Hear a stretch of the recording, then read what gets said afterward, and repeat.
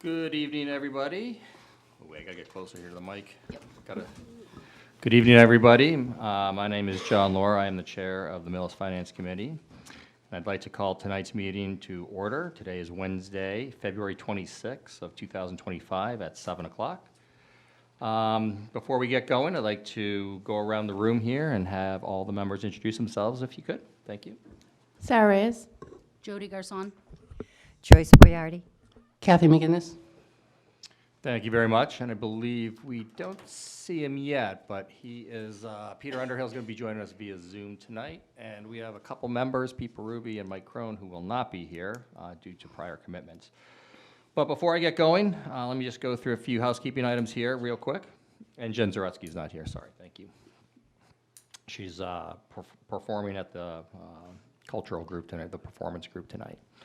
So everyone's multitasking tonight. Let's see here. So I'd like to remind everyone here, there's a few ways to access the Millis Finance Committee meeting tonight. You can either watch it on your local access channel at home. I believe it's Comcast Channel 6 and Verizon Channel 38. And this is our first time tonight that we are going to be on YouTube, so hopefully that is being broadcast right now.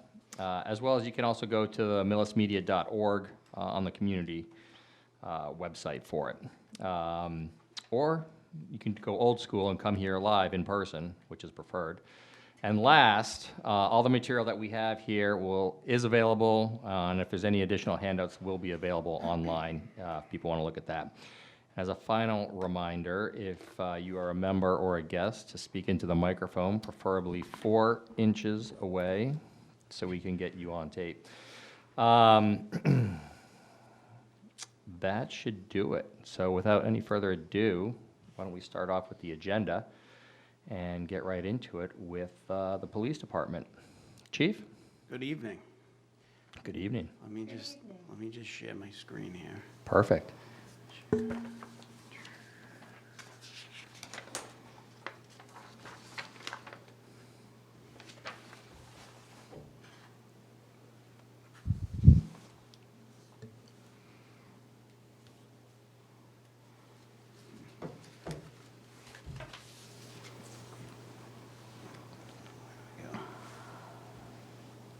Okay. Looks here we- good. Here we go. All right. So, again, this year, it's pretty much the same as it's been in previous years for the structure. I'm going to quickly go over the achievements, budgeting for the police department, staffing, scheduling, training. And just the presentation you're walking us through, we don't have it yet, but is it possible to get that from you at some point? Absolutely. Okay, thank you.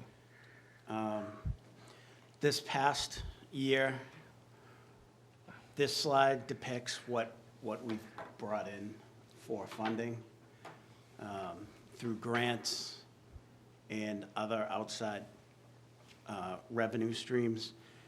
Couple of the big ones that I'd like to identify is our evidence room was certified by an outside agency again, and we've been doing that since 2016.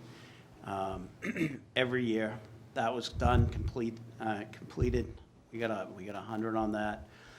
Bulletproof vest grant, we were awarded another $15,000, so all the bulletproof vests are now in a replacement schedule, which is every 5 years, officers get new vests at no cost to the town. It's funded through this bulletproof vest grant. Dispatch training grant is the state 911 grant that I apply for each year, and that handles all the continuing education for the dispatchers to maintain their certifications to work the communications center. Technology and equipment grant for $34,000 and change.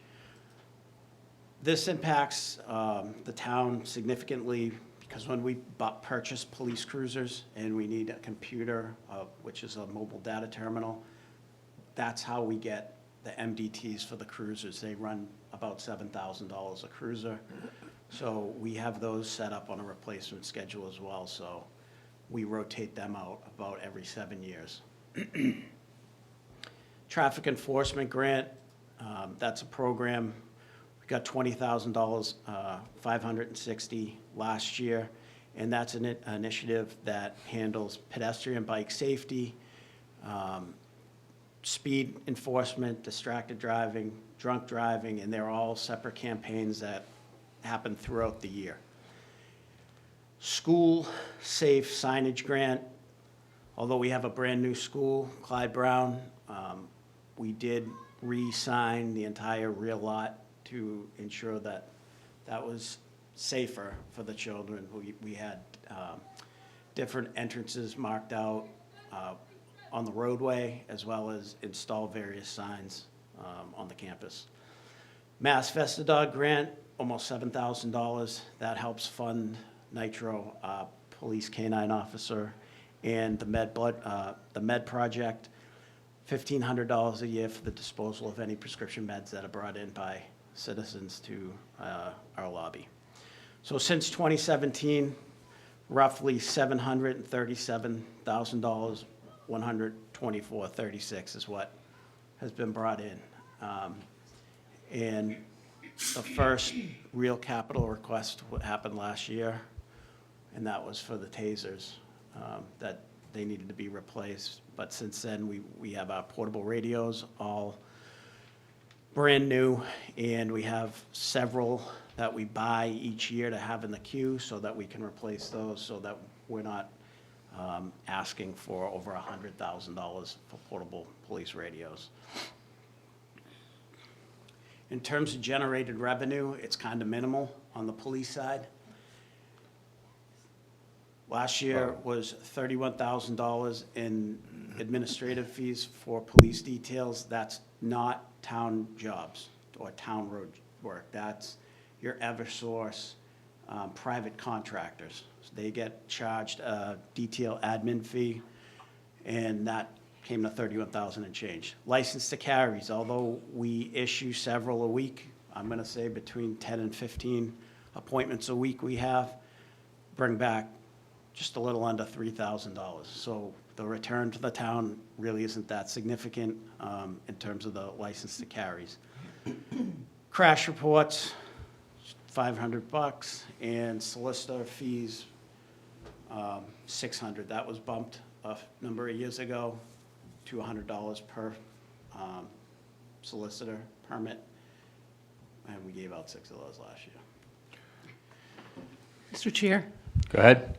where does this money go, Chief? To your department, to the general fund? Back to the town. Back to the town, okay. Right now, this is our most current organizational chart. It just basically shows who's responsible for what and how we break up the roles and responsibilities within the police department. This will be in the packet, so you can check this out later. Overtime lines, the overtime line in the police budget addresses vacation time, personal time, comp time, sick time, any court trials, investigations, on-the-job injuries, and specialized training. Our mandated training overtime is 40 hours of in-service annually. You have to complete the 40 hours in order to remain post-certified for the state of Massachusetts, and they are on that. Every June, I get an email if somebody missed it or they were out and they need to make it up. They have to have it, I have to have it in by July 1st. 12-hour taser and 40 millimeter, that's our less lethal weapons. That's a recert every year. The BAT is your breathalyzer test. 16 hours of firearms training. That consists of handgun, rifle, shotgun, some outside. During the winter months, we utilize the indoor range in Millis at the Fin Fur Club. Specialized training, prisoner watch, suicide prevention, applied patrol procedures, and the BOLA wrap, which is our newest, less lethal device. In terms of specialized positions within the police department, we have 1 K-9 officer, 3 licensed to carry officers that issue the license to carry permits, 1 court officer, an assistant court officer, motor officer, 1 SWAT officer, a crisis negotiator, 5 crime scene techs, 4 sexual assault investigators, a school resource officer who also doubles as the juvenile detective, 3 firearms instructors. Those firearms instructors are for the police officers to instruct them for their qualifications throughout the year. 4 field training officers. We have an IT dispatcher who handles all of the police computers as well as radio programming. We have 2 drone pilots, and we have a detective sergeant. Any questions on that stuff? No? I have a minor question. Sure. Going back to the canine vest of like 7,000 or so, is that a vest for the dog? Yes. Is Nitro, is that right? The dog's Correct. name? And what's the cost of having a canine as an animal, let alone the equipment that goes with the animal? And is it required to have a canine? It's not. It's Okay. it's an asset, though. Okay, He's been deployed 12 times, like live calls last year, okay, and the cost to the town to have the dog is nothing. okay, Nitro has a gift fund set up through the town, so wow, through fundraising and whatever, trust he, fund. yeah. he maintains Wish his I was a own, dog. his own presence.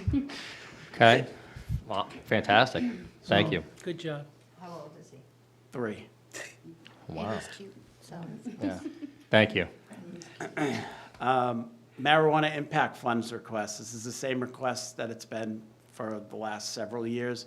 It's the SRO salary, it's the marijuana stipends for the police officers, and training, the training line. It funds one of the training lines for a grand total of $164,713.36. So question on this one, and we ask all departments that have the host community agreement funding, what's the plan once this gets reduced and goes away over time Well, by fiscal year '27? this we'll have to figure out how to roll it into the Okay. budget, because I wouldn't recommend removing a school resource officer out of the I school. would, yeah, The marijuana stipends are contractual, so for the police. Yeah. And the training, this training had, like, the training lines are so funded so tight, yeah, like, the training's gonna have to be done regardless, whether Right. there's marijuana money or not. So right now, there's overtime training and marijuana training. Those 2 numbers eventually are just gonna have to go together. yep.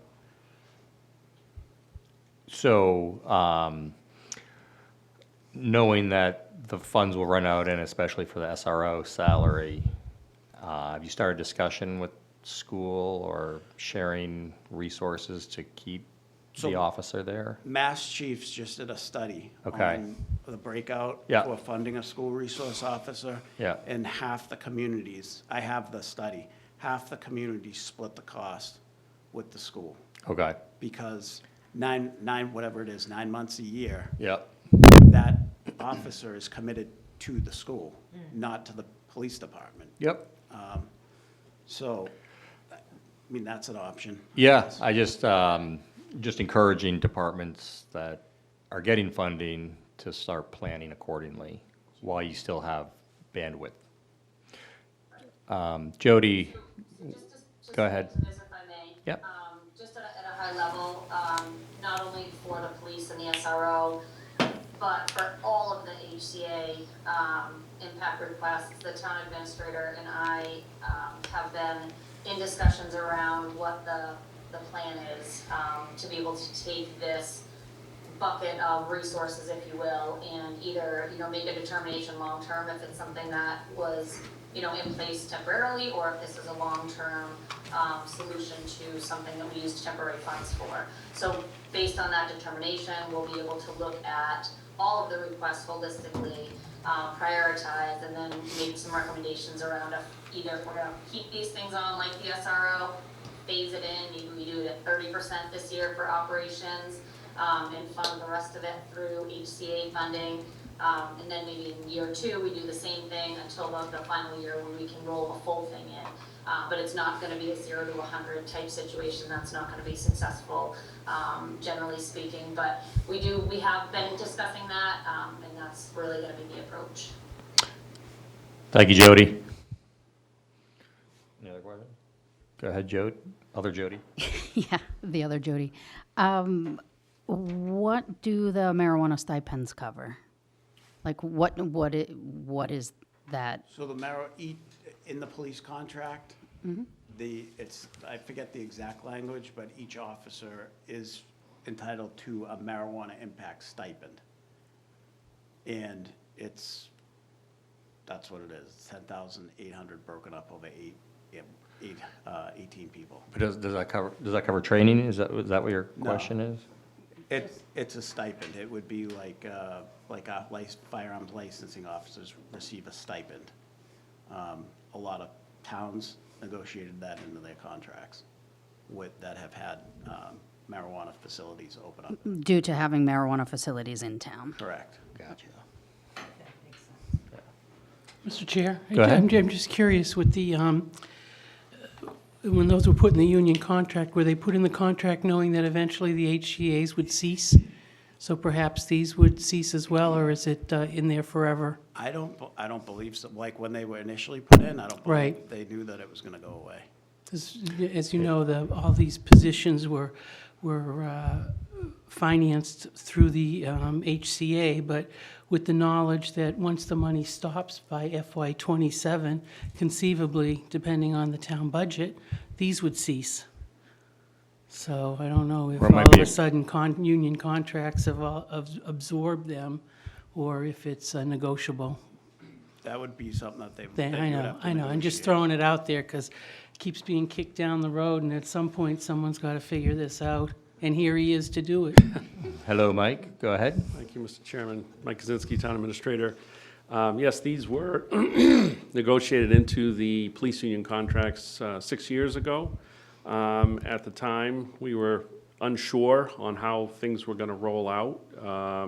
Obviously, the state did change the rules halfway down the road, which they can do sometimes. So these are within the contract. They're contractual obligations of the town. We haven't ratified the most recent police contract yet. That's under discussions.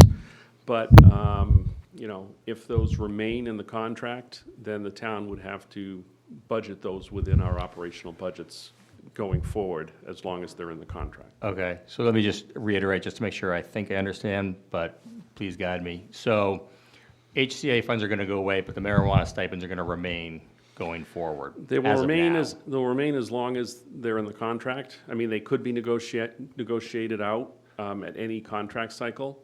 But this was part of the negotiation process 6 years ago, and they've been in the contracts ever since. Right, but I guess going back to Jody's question, they're in the contract, so because there's a marijuana facility in Millis?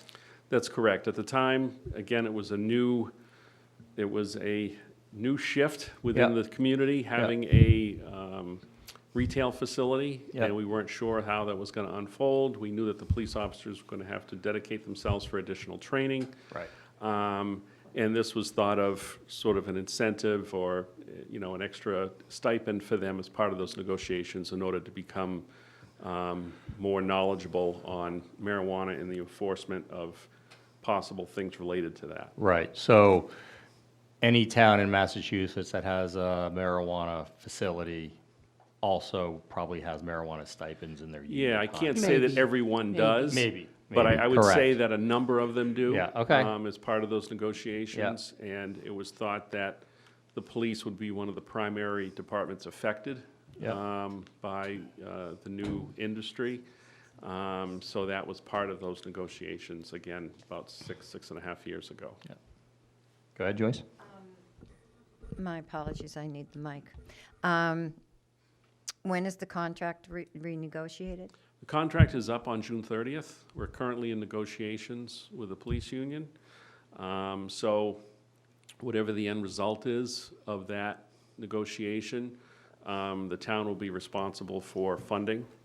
So again, you know, what Jody had said earlier, we're looking at the different ways to exit out of the HCA. So we're looking at whether we're going to do a 1-year, 2-year, 2.5-year phase out of the remaining funds. Yep. So that's something that's being considered as part of, you know, this year's budget process. So, you know, a phasing out of the HCA funds. Some of those will be proposed to be transferred into the budget, and some may be reduced or eliminated going forward. And how would it be negotiated that the stipends stay in? I mean, can the stipend stay in after the 2000? Yes, it's not legally linked. It's Okay, not it legally isn't. linked Okay. to the HCA funds. It was really part of the discussion. It was linked to having a new facility in the community, and it was felt that that was a legitimate use of those HCA funds therefore. So that's why it was put there instead of the police budget. Okay. Mr. Chair? You go ahead. Sorry, maybe we should have a discussion on marijuana funds after the chief is done, because I feel like I know. I'm interrupting.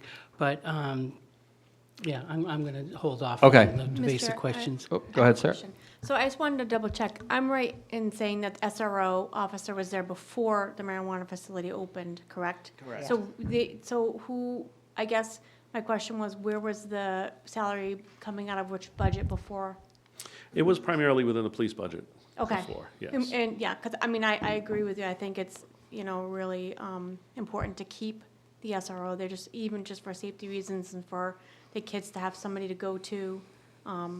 You know, I don't think it should be tied to the marijuana impact funds at all. Correct. Thank you. Thank you, Mike.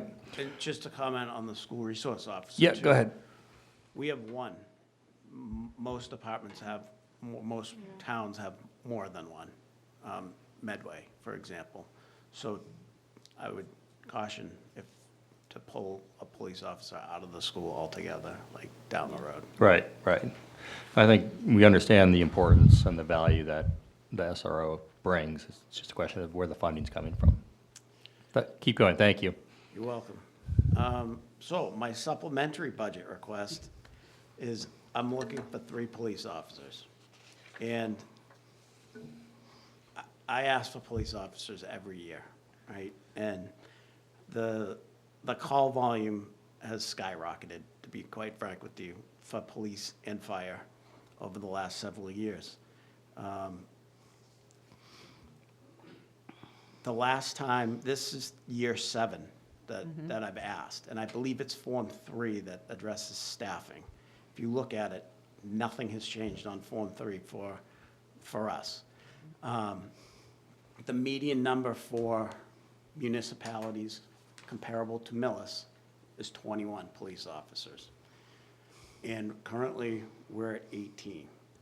Right now, I have 4 midnight shifts that run with, are staffed with 2 police officers. There should be 3 up there. For a number of reasons, officer safety, ability to have time off. Late shift isn't the most desirable shift to work, and they are entitled to time off. So that coupled with, again, the increase of calls that we've had. We're almost at 20,000 calls for last year, which is pretty unbelievable for the town of Millis, but it is what it is. Both myself and Chief Barrett have had, we've been here since pre-construction meetings, before any of this stuff was built, during construction, and then then when they became occupied. That being said, we gave the town numbers years ago, 7, 8, 9 years ago, like, this is kind of what we project. And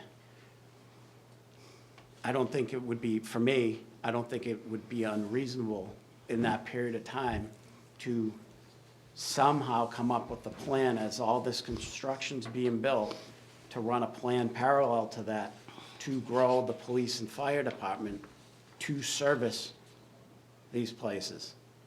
And, for example, maybe, 8 years ago, when we get, like, I presented these numbers, hey, maybe we'll do 1 police officer every 3 years for the next 10 years, and there's your 3 police officers that you need.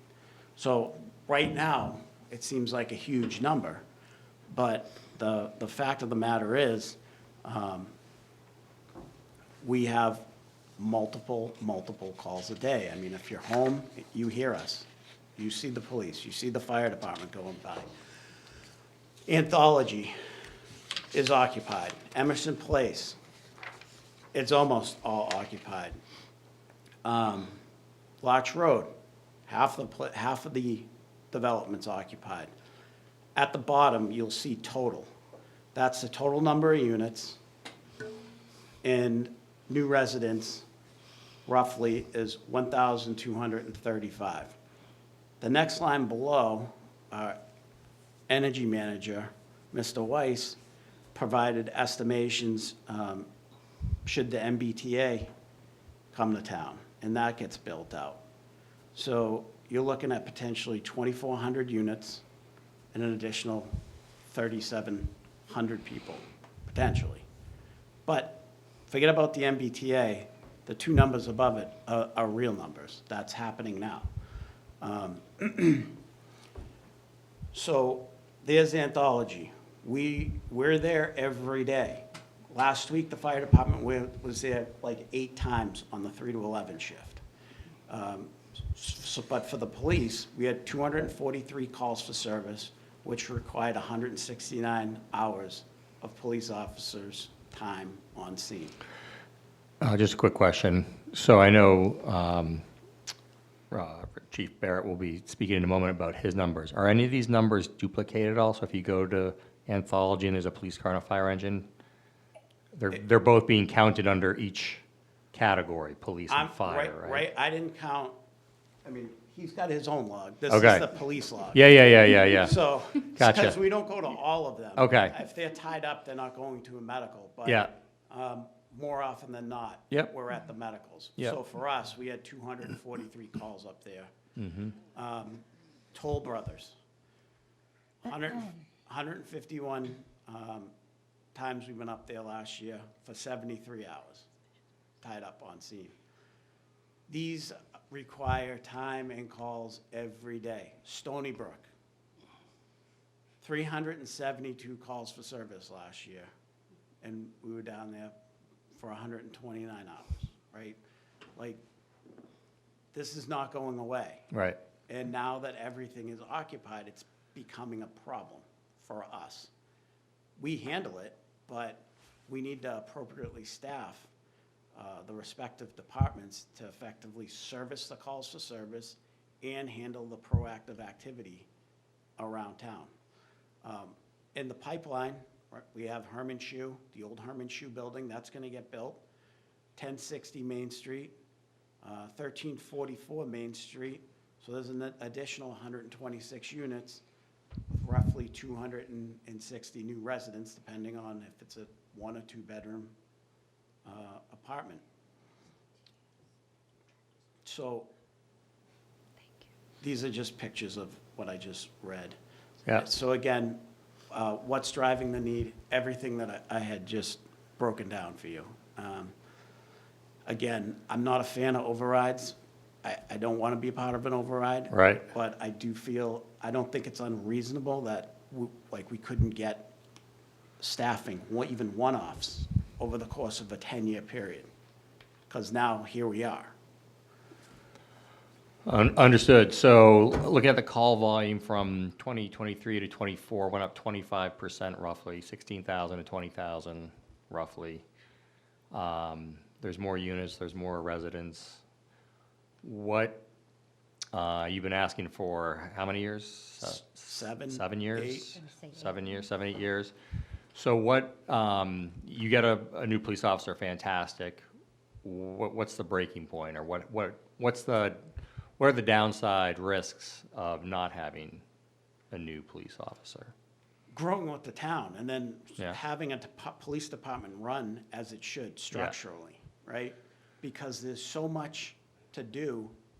Forget about going to calls, Yeah. being proactive. Yeah, Just on the inside of the building, making sure everybody's trained. Like, Yeah.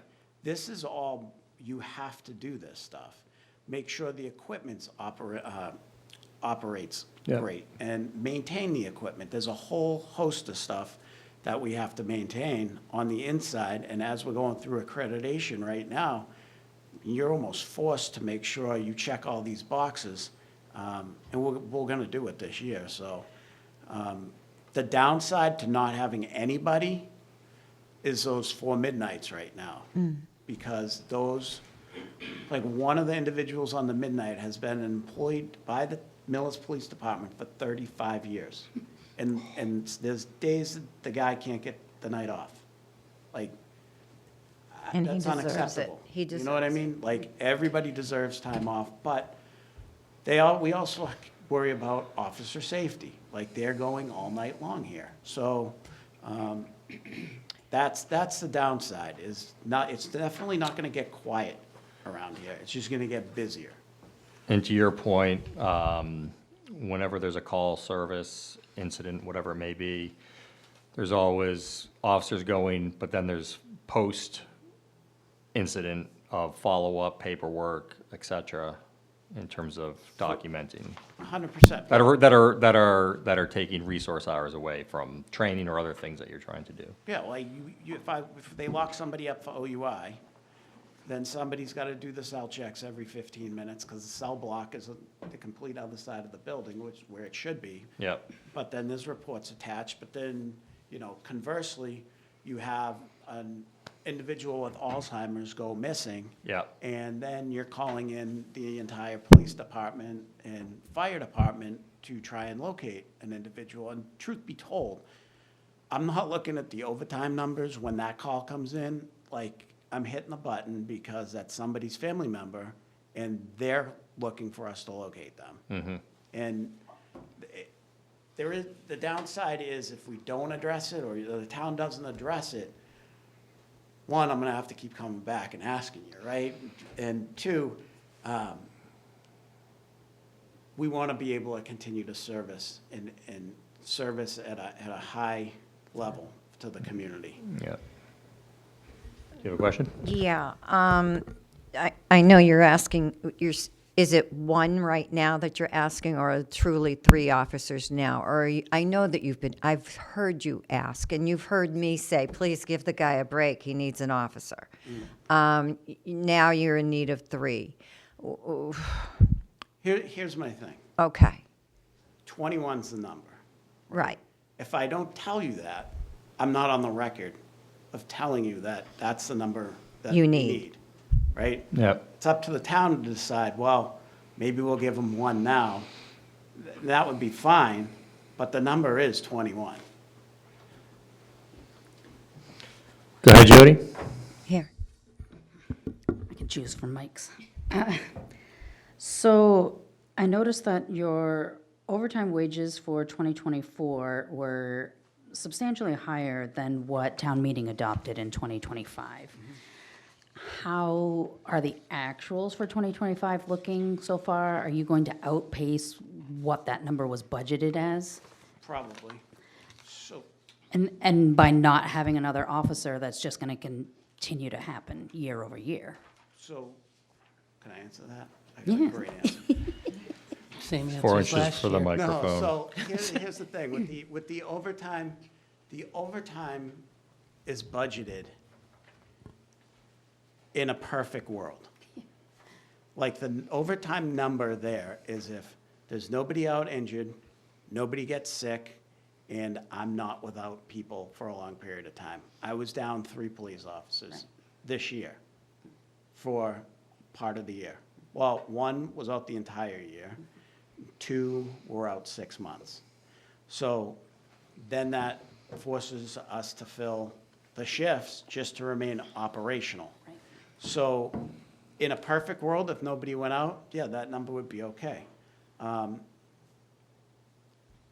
adding police officers, I'm gonna tell you right now, there is no offset, because historically, I've been here I've worked in the police department since 1996. Since 1996, the police department has never been fully staffed. Somebody's always been out, at least one. So any extra overtime money just isn't there. And then it also absorbs the offset that essentially by you putting somebody on, it gets taken away. Does that make sense? But I wonder if it makes it less bad by having that extra, Yes. body. Certainly less bad, but like, for example, the 4 midnights right now, where I only have 2. If there were 3 on there and one of those 3 officers were out injured, right? I'm back to right where we are right now. So in that scenario, it would be less bad, but I would still have to pay to fill Right. those shifts every time somebody took the night off. I just don't want to sit in front of the finance committee and say that you're going to save a ton of money. Right. If we had the 3 officers, in the perfect world, if we had the 3 officers, then it would save the money. Would save the money, but then you're looking at a totally different structure within the police department. We're the only police department in the area that doesn't have a lieutenant or deputy chief. Goes right to sergeant. Go ahead, Kathy. How do you stand on your overtime? Any deficit so far? No. A few months to go, you're on track, you're not going to be asking for any extra money by the end of the fiscal year? Right now, we're not over. Okay, thank you. Thank you, Mr. Chair. Yep. But that doesn't mean that. No, I we get might it. not go over. So far, so good. Could Jody or Mike address that at all, as far as the money, available money? Let's continue right now. All right. Thank you. Oh, here we go. Unforeseen budgetary impacts for last year. We Yeah. had one officer that was out for 2 years. He just retired. An officer out for 4 months. They returned to work. An officer out for 3 months, and they've since returned to work. So as of today, everybody that is employed as a Millis police officer is healthy. Back and to work. working shifts. Wow, that hasn't happened in a few years. No. So that's good. OSHA must like that. It's all good. In terms of my PowerPoint, that is the PowerPoint. Okay. If you want to, I'll just leave it. Do you guys have any questions on the budget, police budget? The salaries and things like that, that's all contractual. You're on the budget page? Correct. Okay. Just And- give us a second to get there. Yeah, there you go. Yep, go ahead. And then the expenses, there was no significant increases in there, but I'm happy to address anything that you might have. Mr. Chair, Yeah. I see a lot of training, and then the marijuana training. None of this training can be absorbed from if the marijuana money is dropped somehow into what you're doing here? No, No, okay. this is for I got it. real. I got it. And Just had to ask. we have to do it for certifications for Mm-hmm. post. Right. Even outside the marijuana training, correct? Correct. Yeah. Mr. Chair? Oh, go ahead, Jody, thank you. I ask this every year because I forget the answer. What is Quinn Bill? So the Quinn Bill is the educational incentive. So if you have a Okay. degree, you get money on top of your salary. I thought that was stopped. No, it's still in effect? Yes. Oh, okay. Well, they call it the education incentive now. So if you get a bachelor's degree or? Correct. If you have an associate's degree, you get X amount of money. If you get bachelor's, X amount, master's, X amount. It's like 6,000 and change for associates, 12,000 and change for a bachelor's, 15 for a Does master's. college make them a better police officer? Absolutely. Okay. Okay. Anyone else have any questions? I do not. I'm going through everything here. Everything looks, I just have a go ahead, Kathy. couple of comments. Yeah. The chief and I have been in discussions over the past year about some sort of revenue generating. Remember, we've had some talks and some of the events that go on at Glen Ellen. There's a lot of false alarms, Okay. and towns charge that. And you had been mentioning that you didn't really have the staff for that, but it was something that you were going to look into to try to, because we're also fond of Chief Barrett's revolving fund that we're trying to think of a way to get some revenue going into the police department, have a fund to go in to use these things. So I don't know if there's anything you want to talk about that, or you think it's an idea about staff and doing something different to help write grants that you think are out there, but no one has the time. I mean, we have 3 grant writers, and they do pretty Right. solid job. You're bringing in a lot of grant money. There you do. So definitely thank you to those folks. In terms of the alarm calls, that's in the town bylaws. Like, if you have more than 2 or 3 false alarms, you can be billed at $50 apiece. The problem is there's no way to really track it. Track it. However, we're getting a new records management system in July, and that is part of the system. So like, if we go to 123 Main Street, 10 times Yep. over the course of the year, after the second time, it flags the address. So the computer program automatically generates that. That's so good. so that you could bill it. But then the question is, well, okay, where does that money Where does go? it go? What does it go to the PD? Same thing with our detail Well, admin fees. Like, Yeah. I know. there's some The stuff. solicitor that fee. If you just grab the detail admin fee and maybe some alarm calls, you could probably fund a lot of that SRO stipend, for Yeah. example, but. Understood. Anybody have any final questions? Pete Underhill, you're there, you're shaking your head no? Okay, sounds good. Thank you again for going over your presentation and your budget. It makes the numbers speak for themselves in terms of where we are as a town and where we're going. So appreciate you illustrating that and walking us through it again. Happy to do it. All right. Mr. Thank you. Chair, Yeah. Does anyone know if the town has money to fund these positions yet, or is this, we have free cash here, and just wondering if great presentation, Chief, but is it all for naught? Go ahead, Mike. Like it Thank you, was. Mr. Chairman. like I it's- mean, the board and I share the feeling that this is an area that we need to seriously look at. Obviously, with the recent override attempt, that was part of that original override attempt. But we are looking at that, along with several other positions, and we're still studying our revenues right now to see what is affordable. Yeah. Certainly, we're hopeful that we'll be able to make some progress in this area, but we're not at the point tonight that I can speak to it. Yeah, understood. Thank you. Thank you, Chief. Thank you. Have a good night. You too. Wow. Chief Barrett is moving things along back there.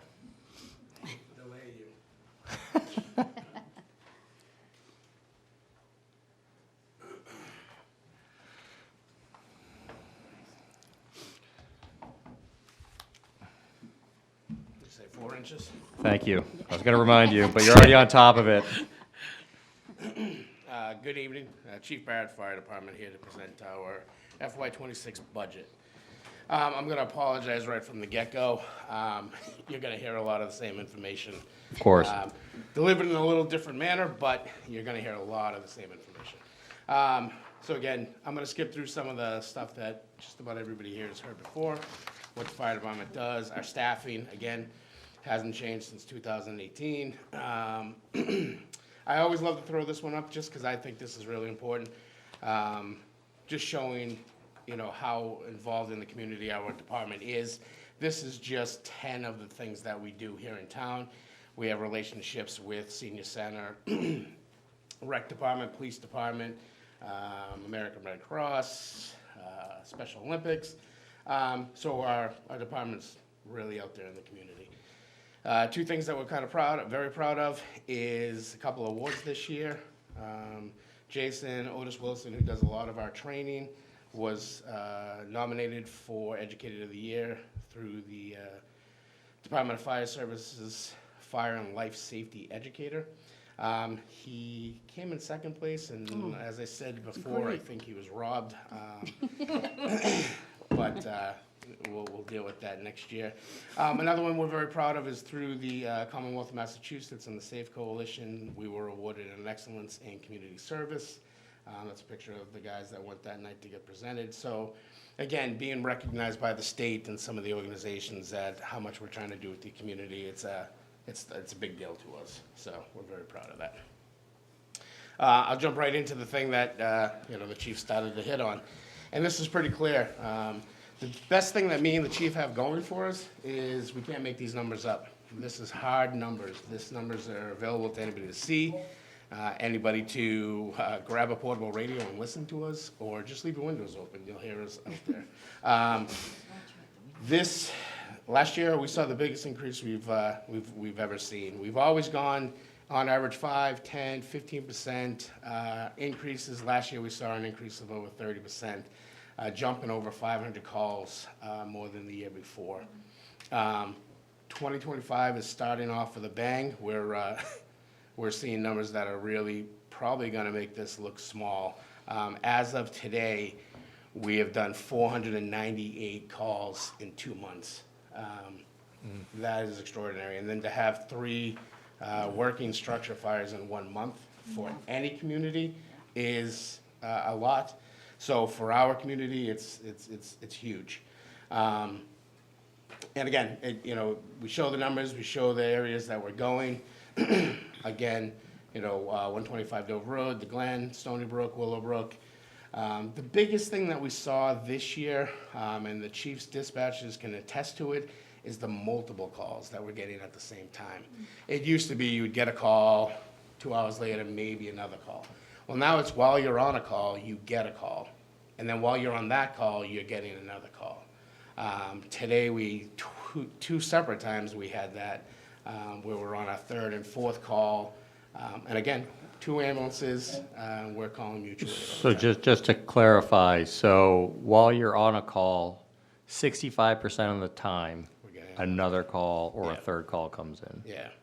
Gotcha. It's a lot, and with the 2 communities that we're servicing a lot, they're at the 2 opposite end of towns, 125 Dover Road and 84 Orchard Street. So we're being spread. That's where our mutual response with the police department helps out a lot, is that we've been delayed coming from one side of town, where they're on the road, they're able to go and start it, and we meet them on scene, and we take over. The multiple calls has been a big thing. It's been a big increase for us, but because we looked at this, and like the chief said, we've known this is coming for years. We've been kind of warning everybody and talking about it. Back in 2018, I started a staff for it. I got some grant money, and we were able to get to the point that we're able to handle a majority of these calls. And we're very proud that we're able to do that. We don't rely on mutual aid as much as mutual aid relies on us, which is great. And that's a testament to every member of the department. So before I jump past call volume, is there anything that anybody has? I think I ask this every year. So on those rows going across for 2024, those are in each category and then totaled up? Photos, yep. Okay. Any other questions? Nope, I think we're good. So again, this is that same kind of graph that the chief showed you. We had an economic planning and development committee. We had a meeting, and we put projects that are in the pipeline that are coming, not possibly. These projects are coming. So up top there, you'll see, same thing the chief was kind of saying, Stony Brook, they're looking at 160 units. They've kind of put that on pause with the new zoning they're looking at. Again, he said Union Street, Hammond Lane, Tresca Brothers, the gateway to Millis, 232 Main Street, 1344, Emerson Place, 1060 Village Street, and then the town has agreed to give some land, I think, to Millis Housing, which would add some units. And then again, the MBT3A. Those numbers came from Bob Weiss, and those are all speculative, but the ones up top are the numbers that I want you to focus on. Those are the numbers that very likely are about to hit Millis. That puts us over the 10,000 people mark, and that changes a lot of things. Yes, it does open a lot of doors for grant money, changes some of the things, but it also changes the responsibilities, you know, that we have and others have as well. If the town approaches and then crosses over that 10,000, how does the grant writing or how does the environment change? So for the grants, what it does is it just kicks us into another class, so we're entitled to some more grant money, which Yeah. is good. A lot of times, we don't qualify for it because we're under that 10,000. Being over 10,000, now we qualify for some more grants. Gotcha. As you see, the chief does a great job with his grants. They have a lot of options. For the fire department, we're very limited, and some of that limit comes from our size. So we're hoping to see, I mean, it's a benefit, but it will never be enough. But it's definitely one of the positives of a growing community. Any questions? So the budget, real quick, very straightforward, again, contractual. I highlight the areas, you know, that show what we're funding out of that ambulance fund.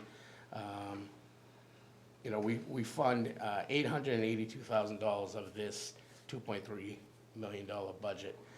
That means it's only 1.5 that's funded from taxation. We don't have a lot of increases.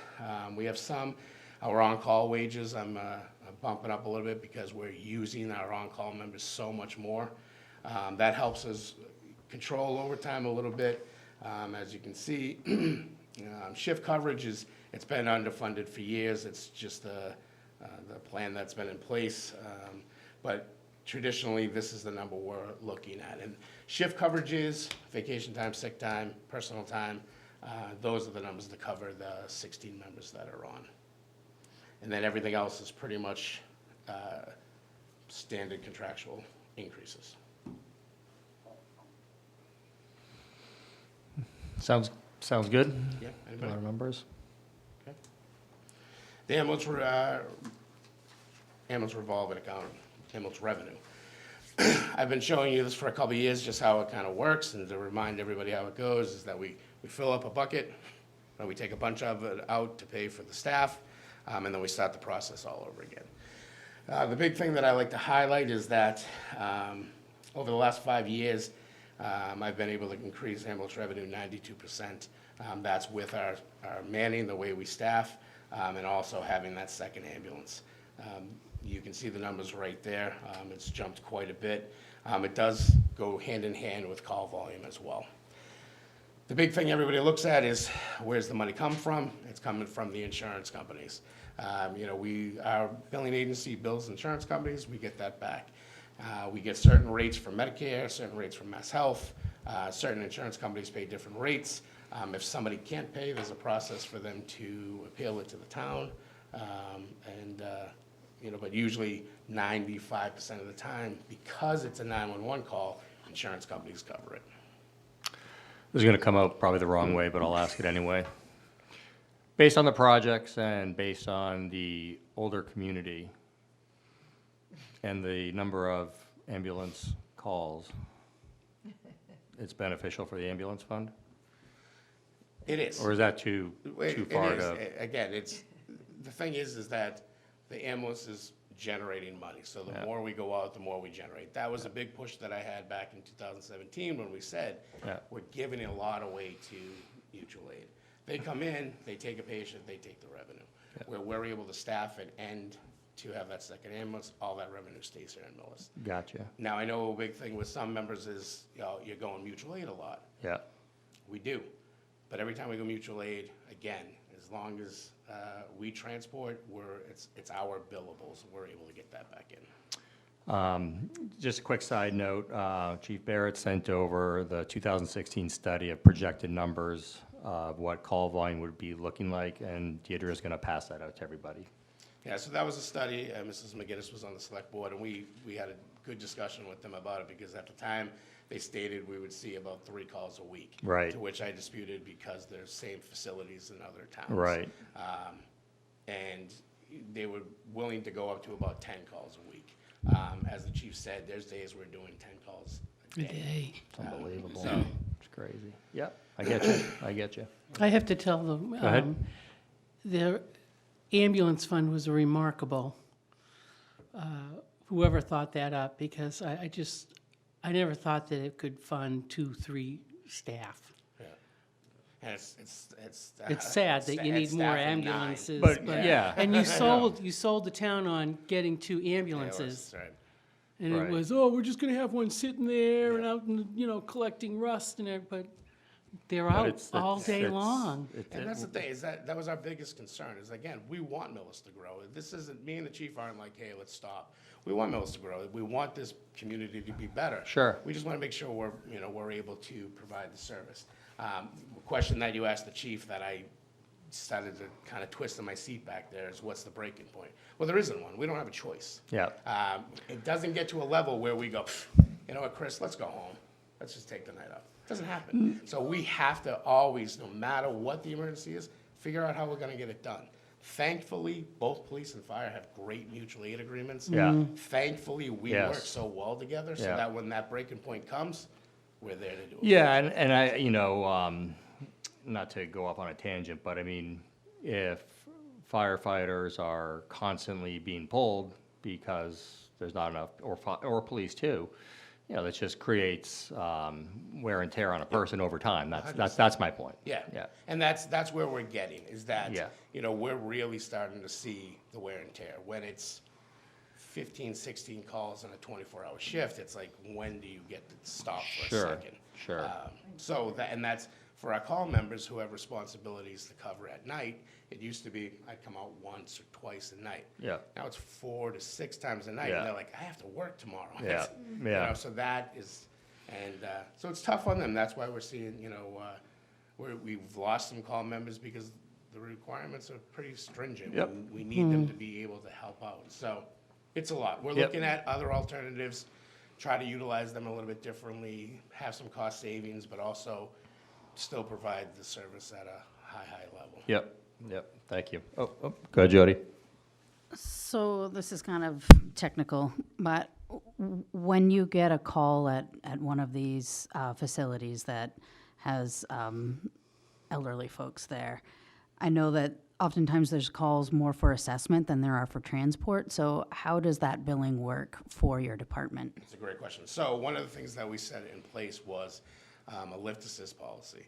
That if we went there and we just, because a lot of facilities don't pick people up because of concerns for injuries for their staff. So we put in place through the select board a lift assist policy. And if we go there and there's nothing wrong with them, they just have to be picked up and put back into bed, we're able to bill them. It's only $500, but at least there's a fee associated with it. I will tell you, in the 2 or 3 years that Anthology has been there, we've done 3. Their patients they're getting injured. They're older, they fall. Yep. We're taking true Natural. emergencies out of there. We're not seeing a lot of a waste of our service. Yep. And that's what we were afraid of, that we would be there a lot to kind of clean up for the staff. And they're calling because they're actually. Makes sense. need us. Yep. But we do have that in place. So if we start to see an abuse, we're able to do that. And it's only for facilities in town. We'll go to anybody's residence. Of course, right. A home situation is very different than a facility 100%. situation. Yep. Mr. Chair? Go ahead, Sarah. Is this also in place for like mutual aid for Medway? Because I know they have a lot of the elderly homes and assisted living. So they're in the same situation as us. They're a big facility. They thought the same thing. When they saw our policy, they're like, oh, let's try to do it. But they're not seeing it as well. So our policy only works for Millis facilities. We can't enforce that in another town, unfortunately. So, Thank you. all right. Again, spending highlights, there was a request for level service. I did put in some increases just because everybody's warning us for, anywhere between a 5 to an 8% increase in materials and supplies and expenses. So I threw in about a 7%. Same thing on clothing and equipment. And then down bottom, you'll see with the town administrator's office taking over the buildings, we'll be moving our budget numbers from the heat and fuel, water, sewer, and electricity into their budget so that they're able to, they already pay them, but they But would they're have to under your transfer budget. it out of my budget Yeah. into this. And now this is just an easier step for them. And a quick question for town administrator in the back. Is that going to be in force for fiscal year '26? It is. Yes, it is. I'm confirming for the media that the town administrator nodded his head yes. Thank you. Go ahead. So that's it for the budget side there. Yep. Again, we have some of the same things, permits, inspections, construction plan review, which has been great. Unfortunately, with construction plan review, it comes through the building department, so the fees stay in the building department. We review them, but we do get fees when we go out to do inspections. Does that stay Ancillary within funds. your department? It does not general fund. It goes all to the general fund? Yep. Grants that we get, the 15,000, we got some turnout gear, 7,500 for education, for our SAFE program, and then a $5,000 grant through MEMA for emergency response equipment. My request for above-level service, again, is what we had for the last 3 years. Currently, right now, excuse me, I took a little different approach than what we had for the override. What I'd like to do is take a current lieutenant, take a current lieutenant that's on Yeah, walk us through this Yeah. slowly, just, I know Yeah, so- you asked this last year, Yeah, but and we went a just, little different approach. We were going a whole new position. Okay. So it was a little Slightly bit more different. money. Okay. Taking a different approach to this is that if Yeah. I promote from within, yep, I make a current lieutenant the administrative captain. Then I would have to backfill his position Yep. with a new firefighter, paramedic, which, thanks. Thanks. That would help, that would be less salary. And then I'd also have to make a new lieutenant for the position that was moved up. So to show the difference was the difference between the current lieutenant and a new captain.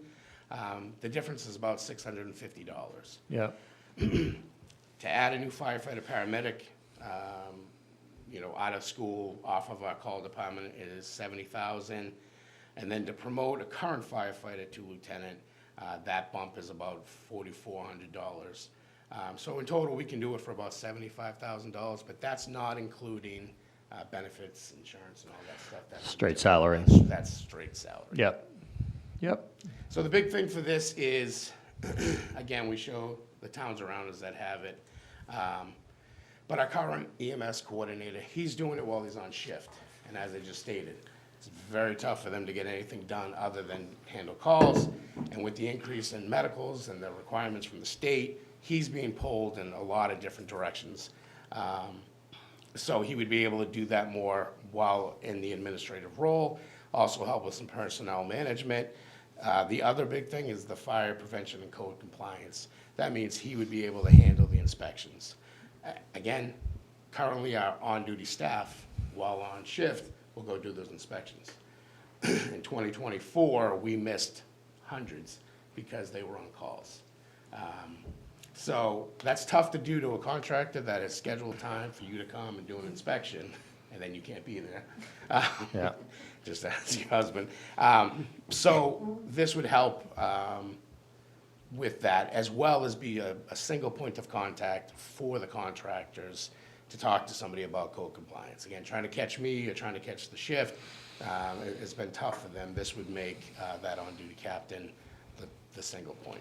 I think the biggest thing that we're overlooking, and we don't do a great job of it here in town, is succession planning, is making a plan for who's gonna take over when I leave. And that You're never is- going to leave. Oh, I'm gonna leave. whatever that may be. Oh, I'm gonna leave. Does your wife That's why I want this in here. No, so, yeah, And not yet? she's not leaving. Yeah. Your wife doesn't want this in the plan, no, okay. But it's true, like, not having somebody who's ready to do what I do. Yeah. Luckily for me, Chief Champagne before me, Yeah. I was able to work with him hand in hand and I learn know. what it took, what it needed, how I handled the administrative stuff, all that stuff. I have a lieutenant right now who's great, and I can do it, but when he has time and he's not on calls, and it's hard for him to understand the budget and all that. So succession planning is really getting prepared for the next step, and hopefully continually doing it, not just the next chief, but the chief after them, and the continuing officers after them. I hope he's younger than you are. No, has anyone asked how old? That would not be a good succession Am I plan. allowed to ask that? Yeah. So I am officially the oldest member of the department now. Is so that true? That's scary. Yeah. All right. Yeah, 52. I'm the Everyone oldest needs a member. title of some kind. Yeah, so I used to be the young guy, now I'm the old I guy. I used to talk We about all over did. 55 communities. Young and Now I'm thin. looking at it. Not yet, not yet. Not yet. So just one thing that I like to bring up, is that, as the chief said, in the time that we've been talking about all these projects coming in, in 2018 was the last time we hired any firefighters from taxation.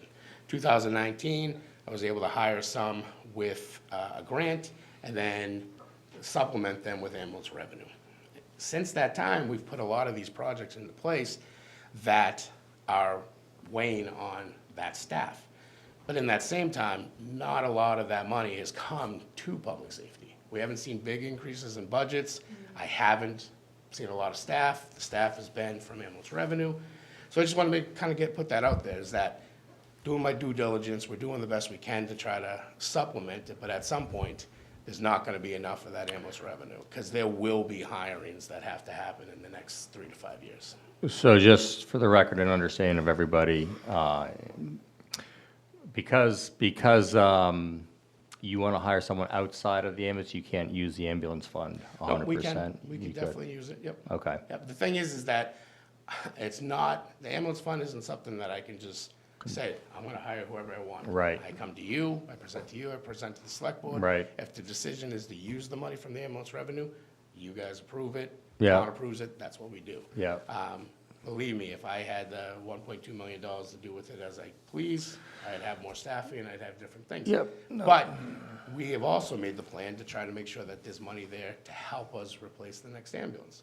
That's coming in at $500,000 now, $525,000. So we set up another fund.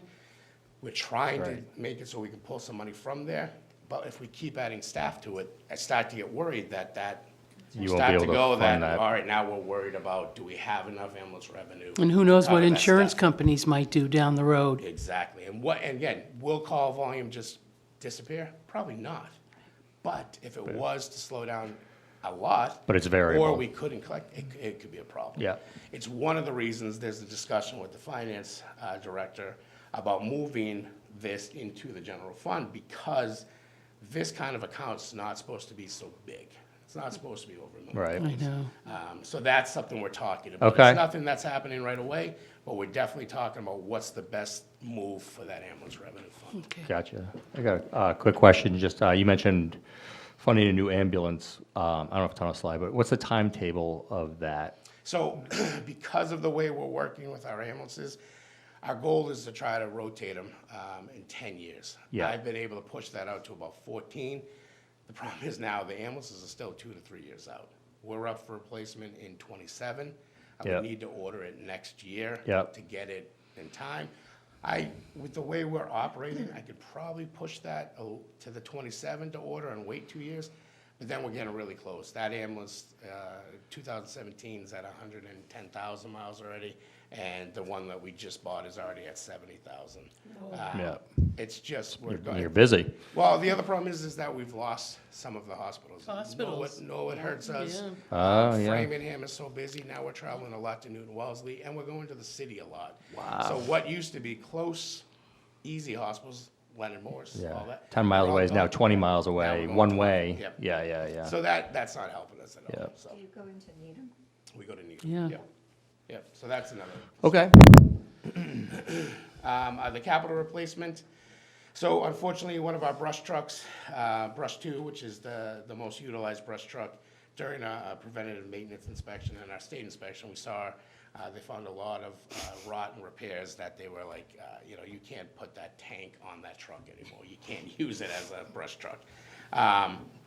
So it hurt. It was very hurt because to replace it is very costly. If Yeah. we were to build a true brush truck, it's about $350,000. If I was to do what we did before, it's about $195,000. So what I'm hoping to do is a little bit of a cost savings by utilizing a UTV. We saw last year with the historic wildfires here in Massachusetts that we've never seen. UTVs became the big transport vehicle for firefighters. Dragging hose, taking trucks off-road, it's just, it's too dangerous, and the big things with the trucks is that they're costly to repair. A UTV is built to go into the woods. It carries 75 gallons of water, it's got hose. The biggest thing on the EMS side is it has an EMS component to it, as you can see there. So when we go in to rescue somebody, we're able to actually put them on something that's secure. Chiefs of Fire has a UTV, and we've utilized it for EMS response. The problem is it doesn't have this. We're putting a patient on something that's not supposed to carry a patient. We had to do it because we're 2 miles in the woods, but that's what we were doing. So this is a multi-purpose Multi-purpose. utility vehicle? Yep. Okay. And again, the big things that we saw, we've seen some great improvements in the walking areas in town. The Glen Walking Trail is 100 acres. Oak Grove Farm is amazing, and if you haven't been there, you should. It's beautiful up there. But there are still areas that, we don't want to drive our brush truck through. And without brush 2, engine 5 is a really heavy truck, and we can't take it in there. And sorry to interrupt, but this could be used for non-brush things. This could be used around town as well. 100%, yep. Yeah. If we needed it, if we have an event that the chief has his UTV out, we could have it out to, or they could use it or whatever. But it's a multi-use thing. It wouldn't just be, it's not just brush. It's search and rescue. It's patient extrication with all our horse farms in town. Every year we have 2 or 3 rescues that we're going into the woods for, so. And just another question, is this something that you would drive to an emergency or something that you would trailer to? So we have, Joe Jared from Jared Trailer has given us a great deal on a trailer that we can put this in. These are good for short spans, like if it was a close brush fire, we could probably do it, but anything more than that, we would want to have it in that, just for safety's sake. These things they're UTVs, there's concerns for rollovers, there's safety courses that, we would definitely take to make sure that the guys are operating them correctly. Do they need a CDL or something No for that? CDL, no, it's Okay. just, again, you have 75 gallons of water Right, on your right. back of a golf cart. Yeah. Just have- so you gotta Yeah, be yeah. careful. This will Yeah. transport a little much better. Exactly, so we would have certified people who are allowed to drive it. Yeah. And you'll see, if you watch any of the news, you'll see these are really what a lot of people are moving towards, to be cost effective as well. Go ahead, Joyce. How much can 75 gallons handle? I mean, You'd be shocked. Yeah. really? Yeah, 75 gallons can go, you can, with a water extinguisher, you can put out a large amount of fire. Wow. Yeah, yep. And a lot of times, to be honest, we'll use brooms and rakes, because all we have to do is break the line. And once we break the line, then it's just a kind of a mop-up thing, and this is where the 75 gallons comes into play. So, yep. And they work very, very well. They're all over the state. And this has been something that's been on our, the emergency management plan, because our forest fire warding from the state, his biggest concern is the Great Black Swamp. Last year, it's always been muddy, and last year you could walk. Dry. It was really dry. So we were out there a lot last year, just making sure we had some sort of access, because it is a big concern. That's 109, gets going with the wind, I mean, we'll be over at your house before you know it, so. So it is a concern, so that's where we're going with. We appreciate that you're proactive that way, Chief. and- trying to be. And, people just say, if you just clean the brush out, maybe it would help, and you've been doing that, because And- I've seen it. We've tried, thank you. And then again, this just shows the bottom of brush 2. What we're hoping to do is get a little bit of money. I don't want to just throw the truck away. It's definitely something, we could pull the trailer, it has a plow on it. We handle our station and the surrounding area and plow for it. So a local company here in town is willing to do some work with us. So they gave us about a $20,000 range. I'm hoping that could prolong the life of the truck for another 10-plus years. So you make some repair improvements to brush 2, and it can still be used As a pickup truck. as a pickup truck Yeah. and a utility vehicle versus an emergency response Exactly. vehicle. And like I Okay. said, it would pull the trailer, it would pull the boat. Yeah. That's what it currently does as well. But it would still be, it'd be useful, we just wouldn't get rid of it. Understood. Yeah, yeah. And then just another capital request. This one is just kind of a heads up. Of course, everything has an end of life, and we installed the radio alarm receivers in both stations. That is how we get the fire alarms from commercial buildings, Roach Brothers, CVS, Rockies, all that stuff.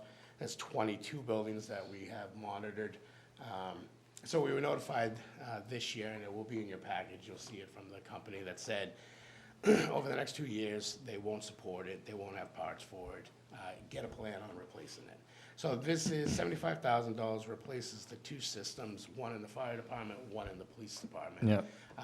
And again, they've gone from a big bulky unit about that size to a computer, because now everything's computerized. And how old's the current system, radio system? So that was put in 2017 with the new building, but our older system is about 70 years old. So, Mr. Chair? Go ahead, I'm Kevin. just wondering, the chief, has anyone asked the commercial businesses to chip in a little bit? Because, you know, it's them that, because of them that we have to upgrade, or you have to upgrade? yeah, so we have a fee that we've charged, and we've talked to them about raising that fee.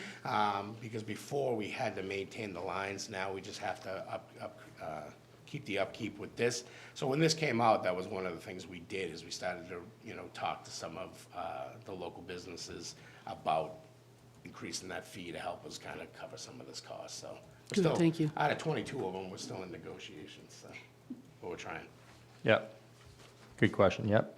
And then just, again, the engine 5's a 1990. Again, the price is ridiculous, $325 to build a new one. I'm looking to redo, refurbish it, and try to do something different in the next 2 years.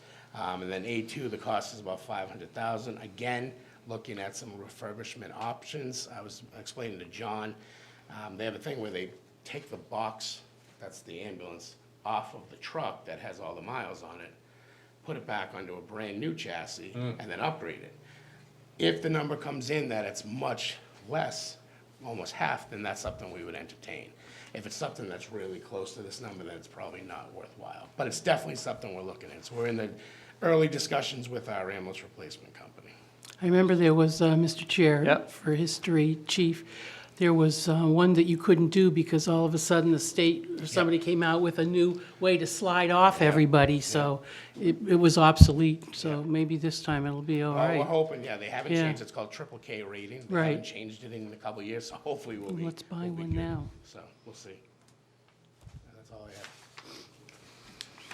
Outstanding, okay. That's all I got. That's it. Let me just look at my notes here. I think all the data, all the numbers, all the growth makes sense, the requests make sense. We just don't know where the money is, or if Ambulance there is numbers. any, so. Anyone have any final questions? We So. got the emergency now. Yeah, sorry. I'm Yeah, also go ahead. the emergency management director. Yep. And that's how we plan, we plan for emergencies in town. Is there a succession plan for this? Yeah.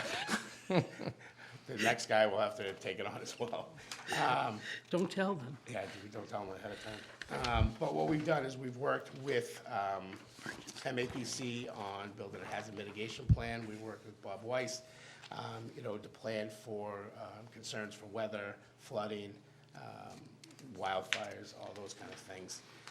It's a very straightforward budget. It's a stipend and some money for usually equipment. We've updated software in the EMD computer. We've updated some of the TVs that we've used during storms that we have stuff on, and then we've paid for some training as well. I got a question.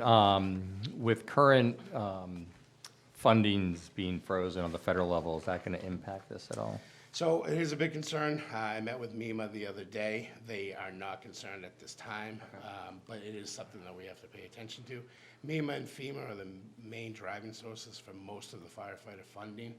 Assistance to firefighter grants, the one that we got, the SAFER grant to pay for the firefighters, are all through FEMA. The city of Quincy just hired 81 firefighters on that grant and put a halt to it because they're so concerned.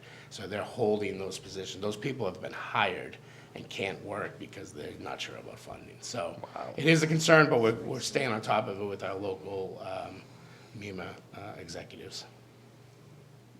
I just Go saw ahead. something too on the calendar that the state representative for 2 and 3 is at the town hall tomorrow, Mr. Kaczynski, I believe, Dorina DeRosa or something. You know, maybe people can stop in and see him and start asking where the money is. Just, he's in Millis, you know, he's here tomorrow. Yeah. What? So the money's there, Yeah. it was approved, but they're not giving it to the towns, they're not giving it to anybody. That's. Find out why. Right? I do not have any more questions. Thank you very much for, Appreciate your time. yeah, thanks for coming in and. It did sound different from last year, Mr. Chair, It though, did, didn't yeah, you? yeah, It did. yeah. Yeah, Well, it did it's, a few. there's a lot of moving pieces Yeah, with both it really- departments and yours, especially with the ambulance fund, so it's always good to have refreshers and revisit that. I know, speaking for Anytime. myself. Excellent. Awesome. so Thank you. Have a great night. Have a good night. Thank you, gentlemen. Okay, moving right along. Believe, is that Oak Grove in the background? It All is. right. How you doing? Good evening. Good evening. For all the people who don't know me, my name is John McRae. I know a couple of you. Yeah, How are you? just a reminder to speak close to the microphone Yes, so no all the problem. media can pick your voice up. I just want to tell you a little bit about Oak Grove Farm. Yep. If I can start off. The Oak Grove Farm Commission was created to oversee the 108 acres of Oak Grove Farm. The property consists of open fields, wetlands, and woodlands. Currently, approximately 7 acres are dedicated to athletic fields. Also located at Oak Grove is a playground, a garden area, and approximately 2 miles of recreation trails. There are 2 parking lots that can hold approximately 100 cars. The commission maintains all these areas and makes improvements, both necessary and for adding further enjoyment and safety to the property. What do we do? Athletic field maintenance. This includes fertilization, aeration, overseeding as needed. The 3 sets of soccer goals are owned by Oak Grove Farm. Maintenance would also include any purchase or repairs to the soccer goals. Maintenance of all the backfields and trails throughout the 100 acres. This includes the walking paths, bridges, boardwalks, trees, and the growth that occurs throughout those fields and trails. Also, the Oak Grove Farm Playground includes the structural equipment, footing, and borders. Oak Grove Farm Children's Garden requires twice a year general cleanup, as well as frequent weeding and trimming. Adjacent to the garden is a pergola that requires overseeding for any repairs and weedings. Our accomplishments. The Oak Grove Trail renovation project that has been taking place at Oak Grove Farm for the last 2 years is completed. All trails throughout Oak Grove were worked on by improving flooding and drainage issues by providing firm, dry surfaces. New trail posts with markers showing the various trails were installed and trail maps were posted. The fiber chips in the playground were replenished to keep the code. And at athletic field, the bottom one was renovated.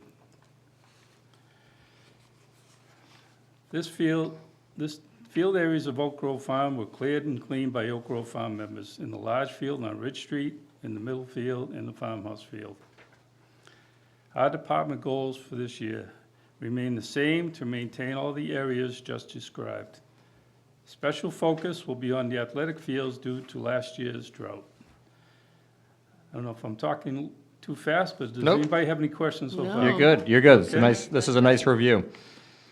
Oak Grove Farm has been discussing the trails and playground and how to maintain the major improvements recently made on both so that they can be addressed not only physically but financially as the need arises. The cost of supplies, fiber chips, gravel, machinery, and playground structure parts have all increased. While much physical labor for maintenance is completed by members of the Oak Grove Farm, there are needs that arise when specific equipment or skilled labor is needed. The cost of this labor has risen as well. Addressing maintenance of all the areas of Oak Grove with this budget increase should help to keep the financial impact of any future needs on a smaller scale. We are just asking for an increase of $2,000 for our regular budget. Does anybody have any questions? Perfect, thank you. Thank you for Okay. walking us through that and No all those steps. The It's an amazing piece of property, a well-used piece of property, and the improvements with the trails have been great. You know, a couple questions, I have a couple questions, just to start off. So I understand the expenses are increasing slightly, that makes sense. Is Oak Grove, is there a way to increase revenues from sports events or whatever it might be, in terms of just trying to bring in? Well, we used to have club teams, soccer teams down there, Yeah, and then the residents of Millis wanted more time in the fields. So we didn't push them off, but we gave more time back to the Millis residents. Okay. To play down there, so so balancing it's balancing out. between those, okay. There's not a lot of people knocking on the door they all want the turf fields nowadays. know. So, And just to refresh my memory, does the house fall under Oak Grove? no, it does not. That's It's a right, historical society. correct, thank you. I forgot about that. And then, go ahead, Joyce, do you have a question? Would there be any way of putting a donation box for people to make donations into a little box for using it, because using the playground and using the fields? We do have a gift fund. If people would like to donate to that, they could send it to the town office, but I'm not crazy about putting a donation box Well, there. no, I mean, true. Well, they could Venmo. Right, yeah. I just didn't know if there was some way of charging for access, but we can't charge for access. No, it's a to public place, so. Yeah. Yeah, Oh, that's a good idea, maybe the That's- QR code on a post. that Yeah. they can, You could do that. could we do that? We could put it on our maps that we just installed down there. Oh, that's a good idea. Yeah. I know I said donation box, and Yeah. I should have corrected it by saying, like she says, a QR code, it would be a great idea. Or on the, because- somewhere on the playground. Right, nobody sign or can something. steal it. Yeah. Yeah. But we do have a gift fund if anybody would Yeah. like to donate to the town gift fund. Or maybe if you scan the QR code, it goes straight to the gift fund page or could. something. Right. I just noticed that people are just very quick to, as opposed to sending in a donation. Yes, it's a lot easier with a It is much Might be a easier. good Well, idea, you know, like, Joyce, we have a meeting tomorrow night. I'll bring it up. Okay, Okay. please I do. will. I mean, why not? enjoy the premises, enjoy the It's a playground, beautiful piece of property. I don't know It's if anybody gorgeous. walks down there, so. contributing, And yeah. everybody has their cell phones with them. Yeah, and we've done a lot of work over the years. We spent a lot of money between CPC, marijuana, and Oh, the yeah. playground, so we like to upkeep it, you know? Wow. Are there any? Mr. Chair, Yeah, I'm go just ahead, wondering, Kathy. are you using marijuana funds this coming up? Yes, we are. Okay. Which we're trying to do a study on the field down there because we don't have any water. And this past year, the fields took a real hit Yeah. with all the grubs, so we only have a 3-inch quarter line down there, Yeah. you know, that's, Any, oh, sorry. I just want to make a mention on the last page Yeah. of Oak Grove Farms submittal. Yep. Volunteer labor, volunteer labor, volunteer labor, volunteer labor, volunteer labor. Yep. You don't see that many times in any of the presentations, so, thank you. so I, husband is volunteering. Right, well, but there are several. Yeah. There's so I several. tell people we do the best we can with what we have. I know. But No, really. Do you have any, are there any big-ticket items coming up or long-term we haven't put any Planning. capital requests because the playground equipment Yeah. is pretty good maintaining? shape. We Okay. just spent, we went to the town meeting a couple years ago and refurbished the playground with new wood chips and borders around there, so. And you have enough money when equipment breaks? Because it does break there, you get Well, I know adults one of those, running on it. Climbing lines cost Yeah. $50, there's like 50 of them down there, just for an example of what, it gets expensive, so there's not a lot of money left in there, so. Thank you. Understood. Yeah, QR that's the best thing that came out of Yeah, tonight's kind of conversation. I don't have any more questions. okay, Appreciate your time coming down tonight and sharing all the new updates, what's going on over at Oak Grove, so it's good. okay.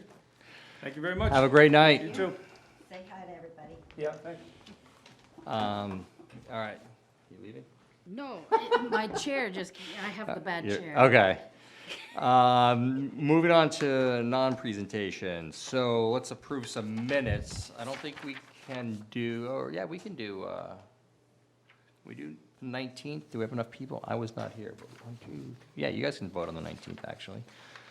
So, looking at November 19th, 2024, which was before the November annual Mr. town Chair? meeting. Yep, I'd like to make a motion that the Finance Committee approve the minutes of the meeting of November 19th, 2024. Second. there's been a motion seconded to approve the minutes of November 19th of 2024.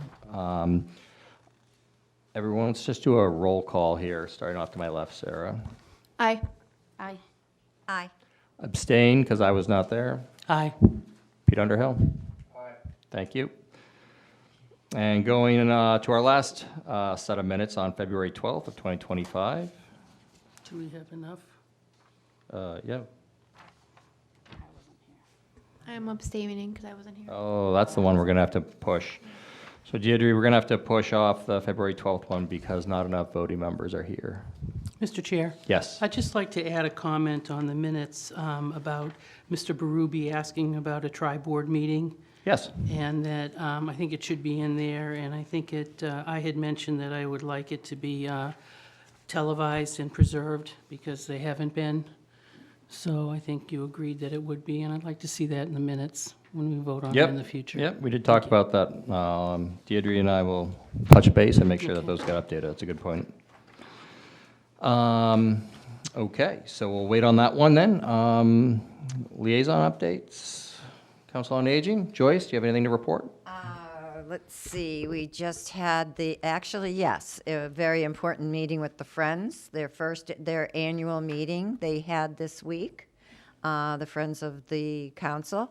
It was very well received, a lot of conversation between the people of the council, the people who come here, and the Friends, and how they fund, and what they're hoping to do would be a town-wide request for people to make donations to the Friends on behalf of the council. Let's see what else. We've got some more programs going. We've had some quilting programs going, sewing programs, more educational programs.